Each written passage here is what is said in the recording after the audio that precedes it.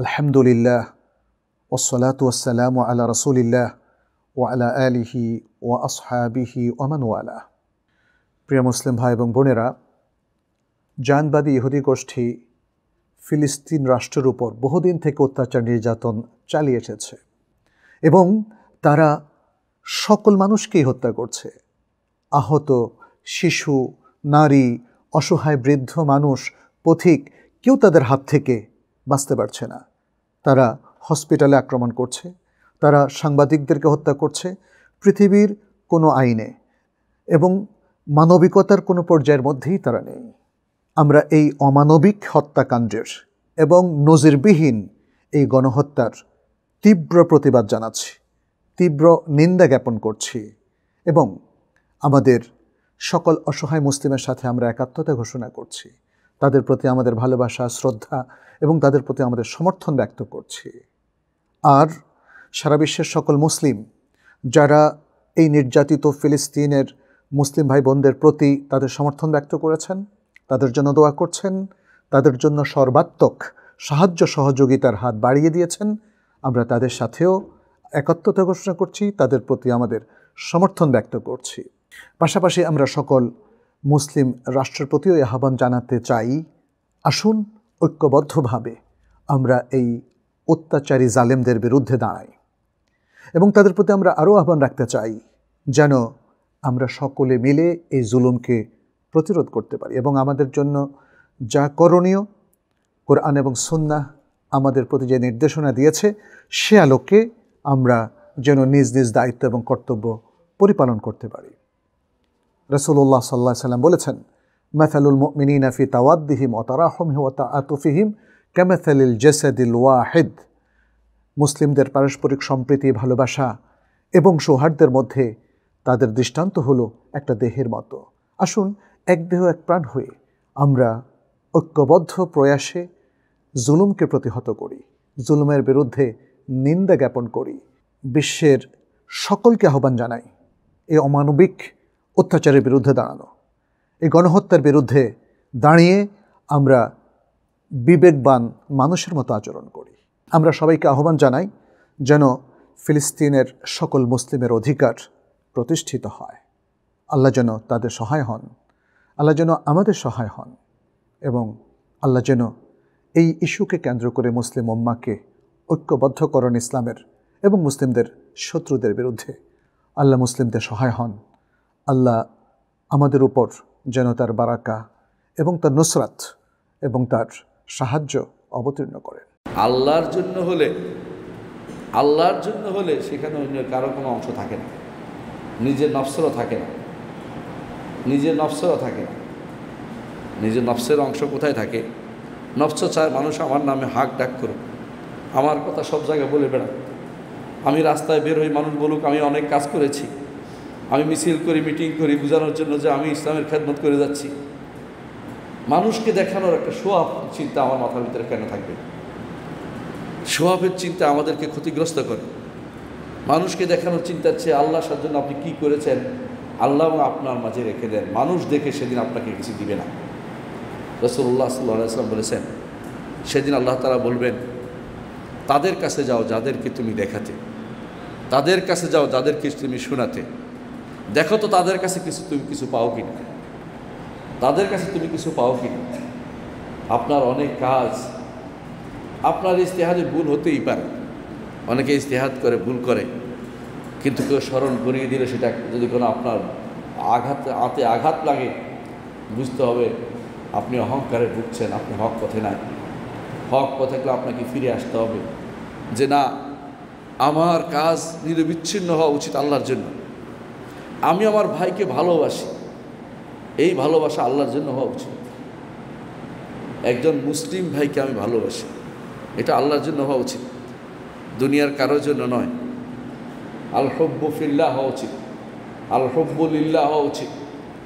আমার ভাইরা তারা মাজলুম অবস্থায় মারা গেছেন, যেই ভাইরা মারা গেছেন মাজলুম অবস্থায়, তাদের জন্য আমার ভালোবাসার বিষয়টি আমি যদি প্রকাশ করতে মানুষকে দেখানোর চিন্তা ভাবনা করি, সেটাও কিন্তু একটা রিয়া, সেটাও একটা রিয়া। মুহাম্মদ রাসূলুল্লাহ সাল্লাল্লাহু আলাইহি ওয়াসাল্লামের সময় বদরের যুদ্ধে, উহুদের যুদ্ধে যারা মারা গেছে, এটা দেখানোর জন্য কেউ বের হয় নাই।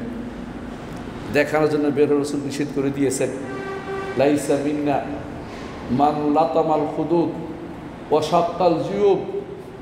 তারা আমার উম্মতের অন্তর্ভুক্ত নয় যারা গালে থাপ্পড় দিবে বিপদের সময়, শাক্কাল জিয়ুব কাপড় ছিঁড়ে ফেলবে দেখানোর জন্য, এবং নিয়াহা বিলাপ করা নিষেধ করা। সেই কারণেই আমি শিখব কি, করছি কি, আমাকে শিখতে হবে, আদর্শ নিতে হবে মুহাম্মদুর রাসূলুল্লাহ সাল্লাল্লাহু আলাইহি ওয়াসাল্লাম থেকে।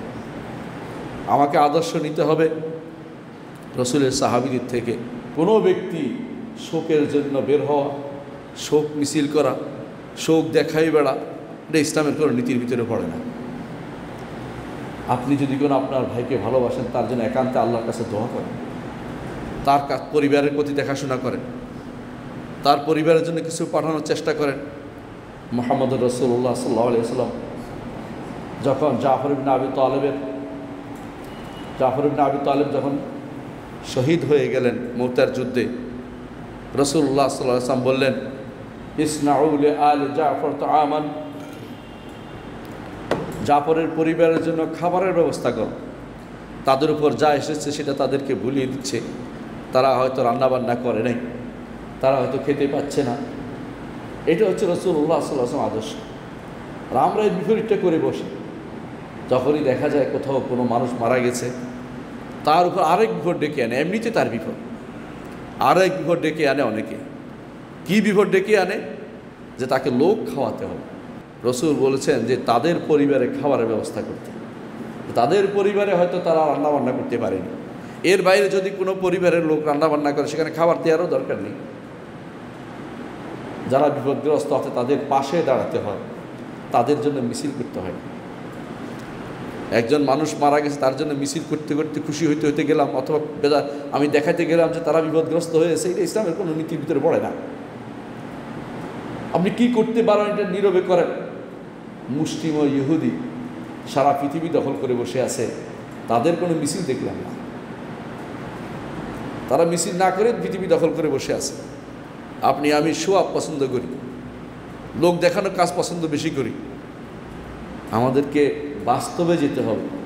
কোন কাজ করলে আমার ভাইরা উপকৃত হবে সেটা শিখতে হবে। কোন কাজ করলে মৃত মানুষের উপকার হবে সেটা জানতে হবে। কোন কাজ করলে ইসলামের উপকার হবে সেটাও আমাদের শিখতে হবে। আমি আপনি আজ আবেগে গা ভাসিয়ে দিচ্ছি, আমি আপনি মনে করি আমি একটা কাজ করলেই বিদেশিরা বৈধতা পেয়ে যাবে না। আপনার বৈধতার জন্য অবশ্যই মুহাম্মদুর রাসূলুল্লাহ সাল্লাল্লাহু আলাইহি ওয়াসাল্লামের আদর্শ থেকে কিছু একটা খুঁজে বের করতে হবে। যে কাজ আপনি করছেন, এই কাজের পক্ষে কি কোনো দলিল আছে কি? রসুলের যুগে ৭০ জন সাহাবী একবার তাদেরকে শহীদ করে দেওয়া হয়েছে বীর মাউনার ঘটনায়।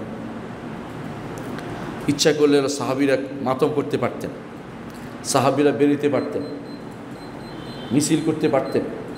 এই মিছিলের সিস্টেম রাসূলুল্লাহ সাল্লাল্লাহু আলাইহি ওয়াসাল্লাম চালু করেননি। সুতরাং এই জাতীয় সিস্টেম বের করা ইসলাম কোনোদিন ছিলও না। আপনি ভালো কাজ করেন, তাদের জন্য কিছু খাবারের ব্যবস্থা করেন, তাদের জন্য টাকা পয়সা পাঠানোর ব্যবস্থা করেন, তাদের জন্য দোয়া করেন। আমাদের সমাজে প্রচলন আছে, দোয়া কি সব হয়ে যায়?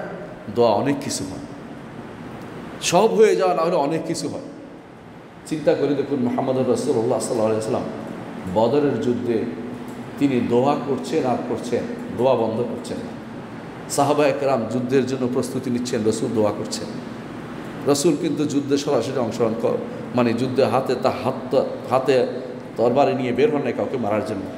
দোয়ার অস্ত্র তিনি ব্যবহার করেছেন। এই জন্য দোয়া হচ্ছে সিলাহুল মুমিন, ঈমানদারের ভারী অস্ত্র হচ্ছে দোয়া।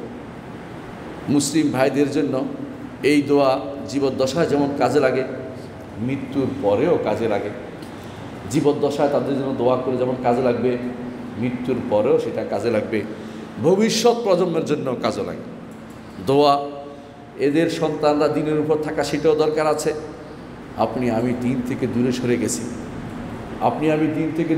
গেছি, দিন থেকে দিনের দিকে ফিরে আসার জন্য যখন আপনি দোয়া করছেন, আল্লাহ আমাদেরকে দিনের দিকে ফিরিয়ে দিন, সেটাও কাজে লাগবে। নিজে সন্তানদেরকে দিনের দিকে ফিরিয়ে আসতে পারেন, আনতে পারলে সেটাও কাজে লাগবে।